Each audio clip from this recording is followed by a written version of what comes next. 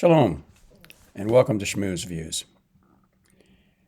Back in the late 40s and early 50s, when I was just a small lad, television was in its infancy at the time, and very, very few people, unless you were extremely rich, had a television set. But what every family had, regardless of their income, was a radio. Could have been anywhere from some elaborate big box thing to a little bitty square thing. But almost everyone had a radio. And I can remember as a small child sitting on the kitchen floor cross-legged. My mom had put the radio up on top of the refrigerator so I couldn't reach it because, I was a very inquisitive kid and liked to take things apart. The problem was I never knew how to put them back together once I took them apart. But so I would sit there on the floor while she was preparing whatever she was preparing there and for dinner, whatever. And as a small tyke, I'd sit on that floor cross-legged, my back up against the door jamb. And coming across that radio would be some fantastic stories. The Lone Ranger, the original Gunsmoke, long before James Arness played Matt Dillon. He was played by that actor who later ended up on television in Cannon. And he had this big, booming baritone voice that would just fill a room when he spoke as Matt Dillon. And I'd sit there with my eyes closed and my head tilted back, leaning up against that door frame. And these stories I'd let my imagination take me on fantastic journeys, riding on horses throughout the wild, wild West. It was exciting because the stories weren't visual. So they let me fill in those gaps with my imagination as a child. And there's no one who has imaginations like children, let me tell you. Well, anyway, what I want to do today is something similar. Of course, we're making a video here. But as I'm going to speak, I want you to close your eyes and just let your imagination become the visual artist for what we're going to be talking about today. And what we're going to be talking about is the beginnings. There are a lot of origin stories, a lot of creation stories that have come down to us down through the ages. The oldest is actually about 10,000 years old. And it was finally put down in writing between 5,000 and 7,000 years ago.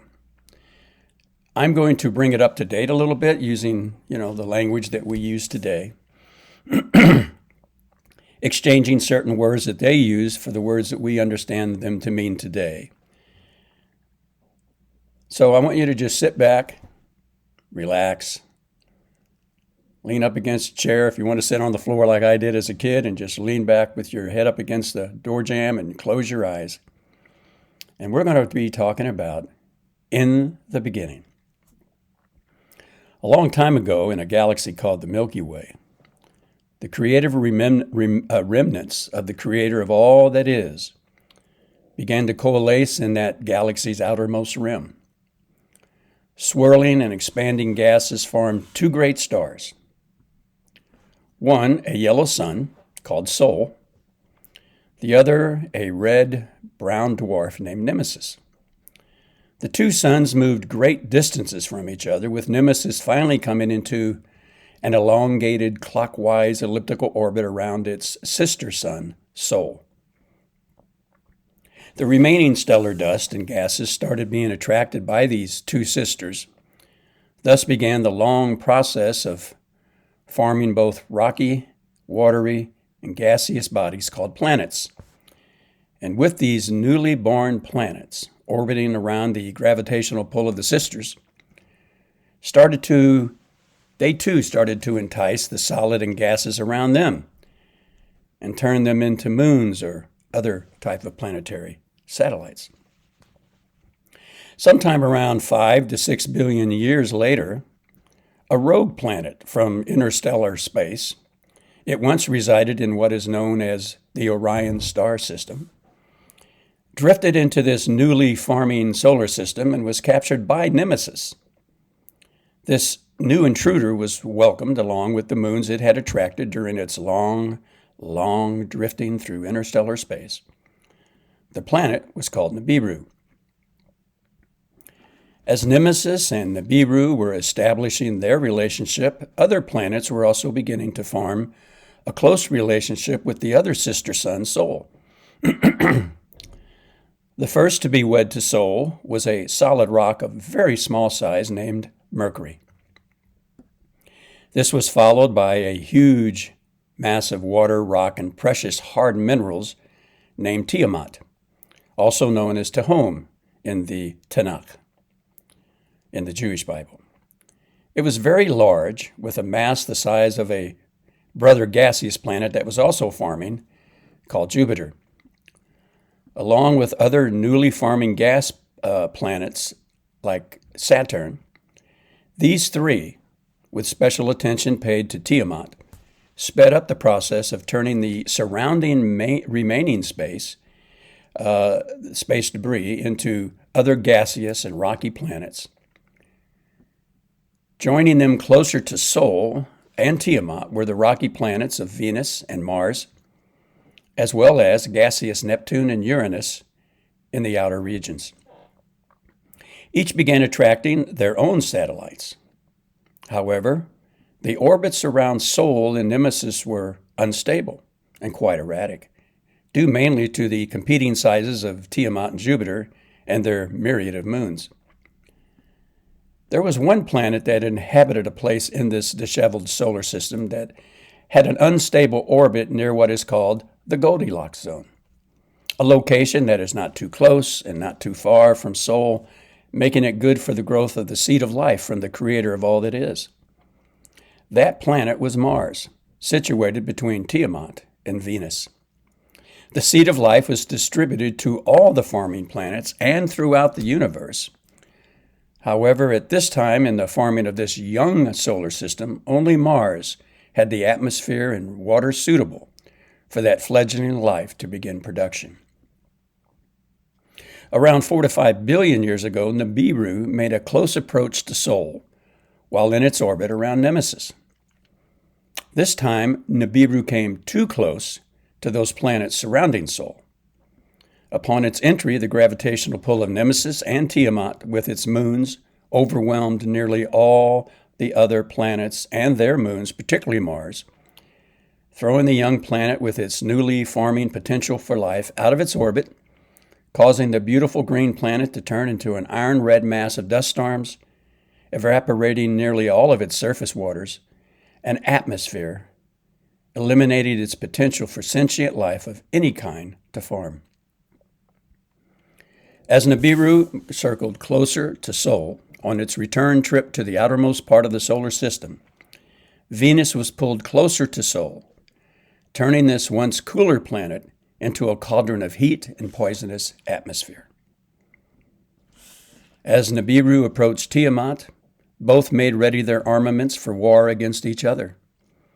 The battle raged the closer Nibiru came to Tiamat. However, Nibiru prevailed by first striking a deadly blow to that giant watery rock with its own great mass skimming its surface.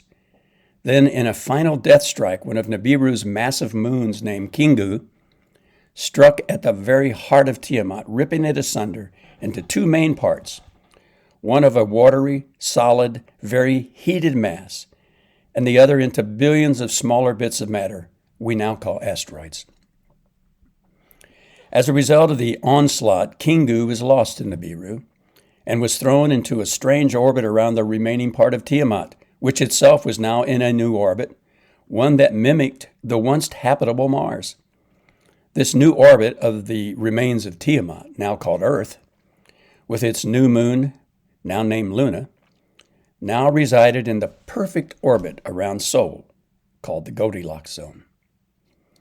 The seed of life from the watery Tiamat now found a home conducive for life of all types. It, Earth, became the place for the development of sentient life that would one day be known as Homo Sapiens sapiens. As Nibiru and its remaining moons sped out to its outer system home, it continued affecting the orbits of the other forming planets, placing them all into their current more suitable orbits, dislodging one of the moons of Saturn and hurtling it further out into the outer part of the solar system. We know this dwarf planetary body is Pluto. Apart from its impact with Tiamat and the creating of Earth, the other major part Nibiru played in the beginnings of this solar system was causing nearly a 98-degree axis tilt of the gas planet Uranus as compared to Sol's orbital plane. As each planet, including Nibiru, started settling into a more ordered system, the remaining debris of Tiamat slowly conjoined into what is now called the asteroid belt, located strategically between the new orbits of Mars and Jupiter, aiding in the stabilization of those planets closest to it, but also causing hits and near misses of asteroids and meteors that from time to time impact the planets in their path, including the newly forming Earth and its moon. We're going to now turn our attention to Earth, the future home of us Earthlings, also known as human beings. Over the next couple of billion years, continuing in its orbit around Sol, it began to cool significantly due to the lack of heat and light being able to penetrate the chaotic mass of debris. As the dust settled, light began to peer through that darkness. The debris of dust gravitated to the surface. As more light appeared, the heat penetrated, allowing for the separation of the waters on the Earth to fall into the deep pits left by Nibiru and Kingu strikes, the largest pit we now call the Pacific Ocean. Some of the waters, now heated by the more visible Sol, rose, forming vaporous gases, creating an atmosphere layer and cloud formation, allowing for rains to fall and creating very humid conditions. All the requirements for the creation of life were beginning to fall into place so that the seed of life from the creator of all that is could take hold and firmly root itself for success. The first to see the light of day was microscopic viral and bacterial life. Over a period of another billion years, this life evolved into more complex life forms. Visually recognizable life first formed in the oceans and other bodies of water, now constantly being fed by the rains, snows, and water vapor continually feeding the life cycle. From time to time, forces from within the planet itself would erupt and destroy any life unable to adapt or evolve to the sometime chaotic and rapid changes to the environment. Add to that the periodic visits from Nibiru's close approaches, approximately once every 3,600 to 4,000 years, the introduction of meteors and asteroids from the asteroid belt, as well as flybys from comets coming out of the Kuiper belt, located in the outermost rim of the Sol Nemesis system. Eventually, as will occur on any planet located in the Goldilocks zone, plant life began to emerge from the soil of Earth, that land located between the waters and on dry land. Insect life emerged approximately 1/2 billion years ago and developed a symbiotic relationship with most plant life in which the propagation of each became interdependent. As plants and insects became so plentiful that the whole dry land of Earth and within its oceans, rivers, and streams, a balance grew out of necessity. All life requires balance to succeed, and life will always find a way to continue. Therefore, the oceans began to counter this overgrowth of insect and plant life, thereby making it possible for the development of sea life in a myriad of forms to evolve. On dry land, too, life adapted to keep balance. Creatures, big and small, first primitive, then over millions of years through adaptation, crossbreeding, they became more adaptive. On dry land, the first were reptilian, then birds, and finally mammalian life. The life cycles of each of these species waxed and waned. Those that could not adapt to the periodic changes to their environment went extinct, and those that remained evolved according to their particular genetic makeup. However, through the course of millions of years, as far as we know today, no sentient being, as we understand the term, rose to exist on planet Earth, even though there were several hominid type of species in existence. But that was all about to change. To understand what that important change was, we will need to digress from Earth and turn our attention back to Nibiru. Because of Nibiru's orbit around its star Nemesis, life was also evolved on it, but at a more rapid rate of development.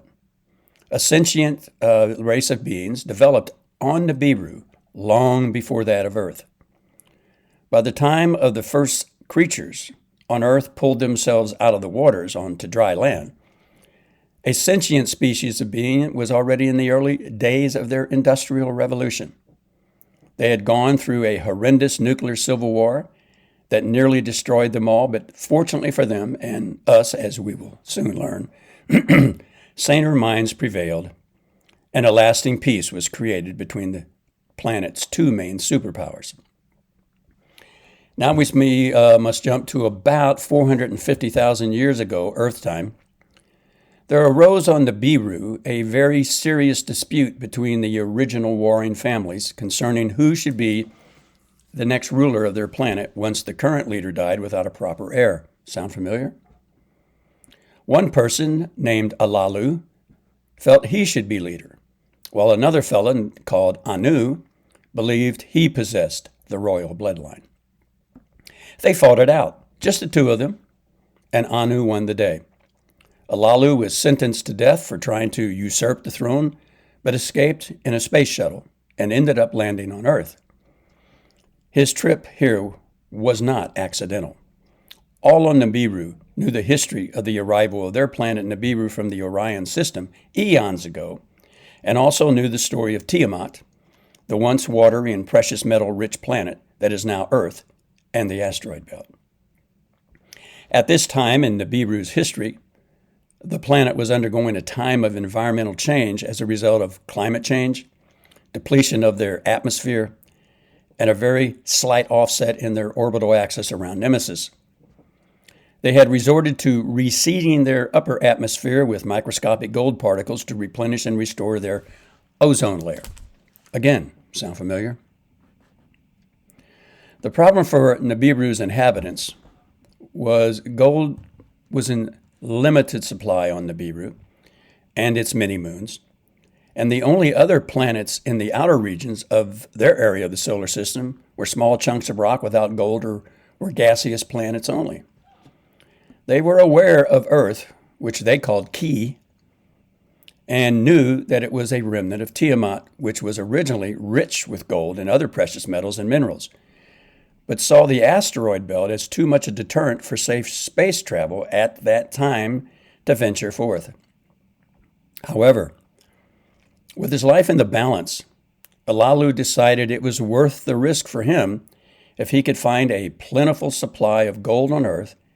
Then he could return in the good graces of the citizens on Nibiru and be crowned their true leader. Alalu managed to navigate successfully through the asteroid belt and landed on Earth in the area we now know as Iraq/Iran, within the Persian Gulf. Checking the waters of the Gulf for liquid gold, he was encouraged by the results, even though the amount was less than he had hoped for. But if there was gold here, perhaps a larger quantity could be found elsewhere.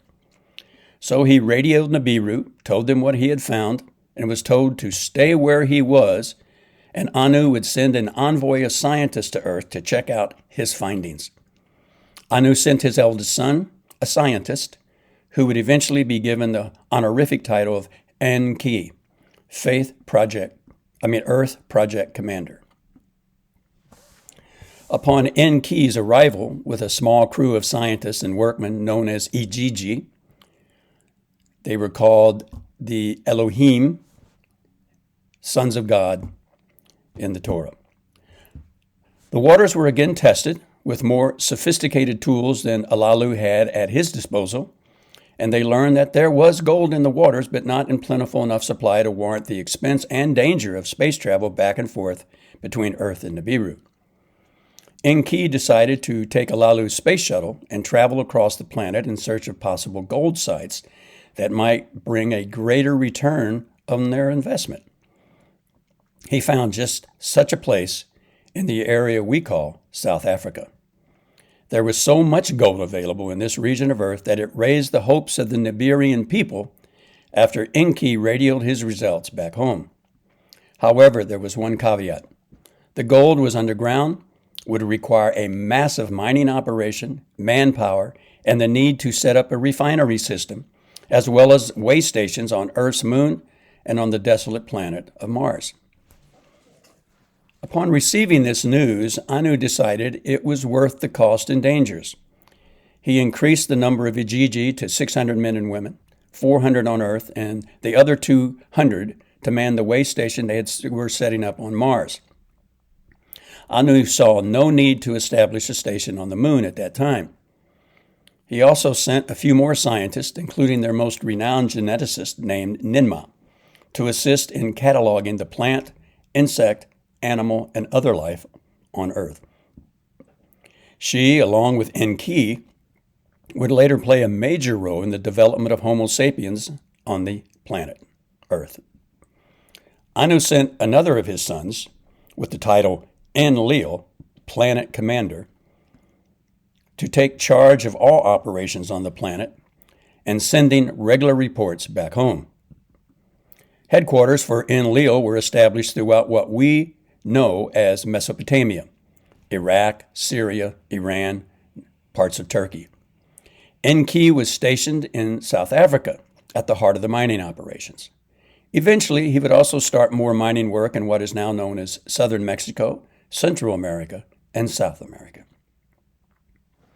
The lifespan of those from the Nibiru, called Anunnaki by the Sumerians and Anakim by the Israelis, was quite long compared to all life on Earth.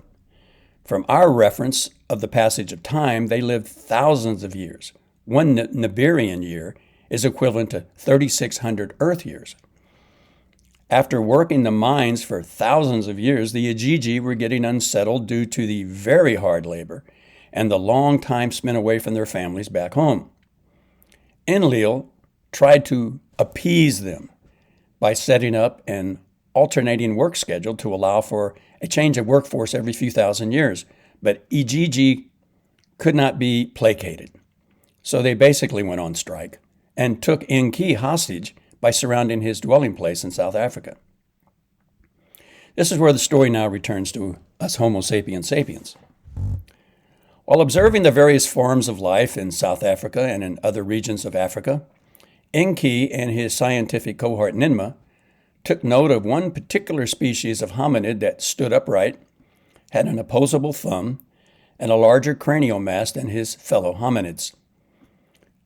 As a geneticist, Ninma believed that with the proper DNA techniques, she may be able to transform this species into a satisfactory workforce to aid in the mining and refining of gold.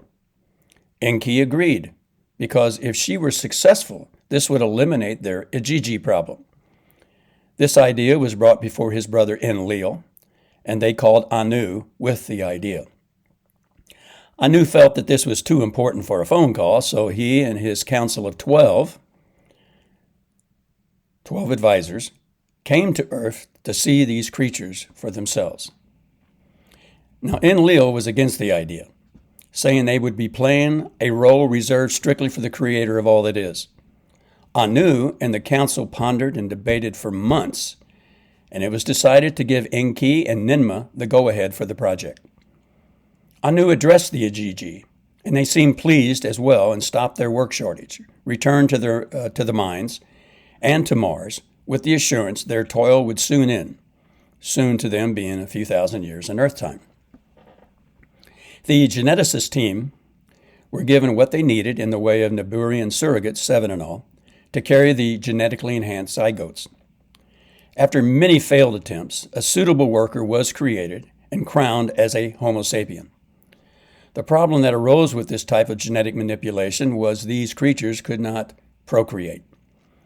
Then, approximately 250,000 years ago, in Earth time, this riddle was solved by integrating Nibirian DNA with that of the Homo sapien DNA, thus creating a creature that could replace dying and alien workers with new ones through the process of sexual reproduction. Thus was born Homo sapiens sapiens, modern human beings, or let us create mankind in our image and in our likeness. Once the genetic alterations had been made, men and women reproduced like rabbits, quickly filling the earth, and this Naburian human worker-slave relationship lasted for thousands of years.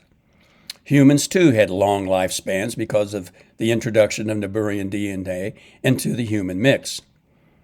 The Naburian presence on Earth was looked upon by humans as gods because of their technology, their longevity, and their power were viewed as supreme.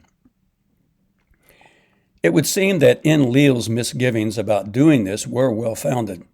He felt all humans should be annihilated and the Naburians on Earth should pack up and go home, as a near approach of their home planet was due soon and would make the trip back shorter.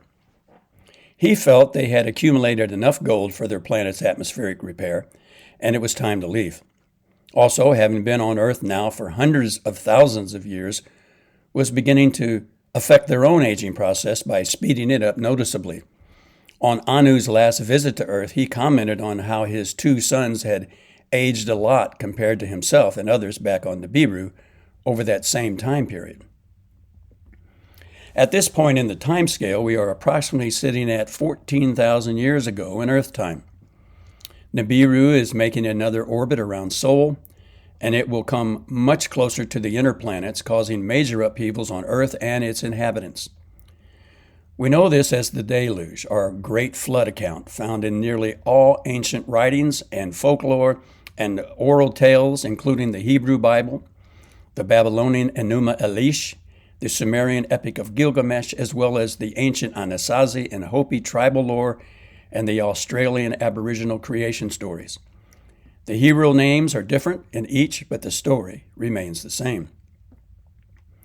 As Nibiru edged closer, the Naburians removed themselves from planet Earth, leaving the human Earthlings to fend for themselves, with Enlil hoping this will be the last he will ever have to see of them again. However, Enki, who actually loved the human creatures he and Ninmah created in their image and likeness, gives information to one particular demigod who goes by various names depending on the story source, what is about to occur, so that he and those with him can prepare what is coming, and survive to carry on. That person would be Seir Sudra in the Sumerian stories of the flood, Utnapishtim. Thought Hebrew was tough. In the Babylonian account, both of which predate the biblical account by at least 1,000 years or more. And he's called Noah in the Hebrew Bible account. Humans survived the deluge, and it is decided by Anu and the Council of 12 that it is obvious that it was destiny that prevailed and not fate that human beings should exist. So they took on then the job of aiding humankind to flourish post-deluge, post-flood, teaching them the art of agriculture, construction techniques, animal domestication, mathematics, astronomy/astrology, politics, religion, and more. Thus was born the beginnings of humankind's first civilizations, starting in Turkey at Göbekli Tepe and on to the Persian Gulf with the great Sumerian Empire, from which sprang the Akkadian Empire, the Babylonian Empire, the Hittite and Assyrian Empire, the Greek Empire, the Roman Empire, and every great not-so-great empires that have followed down to our very days in the 21st century CE, Common Era. By 3,500 years ago,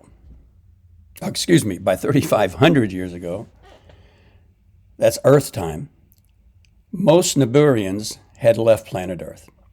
Some stayed behind, but that is a story for another time. Well, I hope you enjoyed that, and I hope you sat back with your eyes closed and just let your imagination, picture all of these things. This is the oldest creation story we have on record. We know archaeologically that it dates back probably 10,000 years orally, And then around 5,000 to 7,000 years ago was written down, and we know it was written down because we have found the text for them in the cuneiform writings of both Sumeria, Akkadian, and Babylon. These are ancient stories, and they've made it such an impact and impression on our lives that they have affected every culture and civilization that has come since. So I hope you enjoyed this.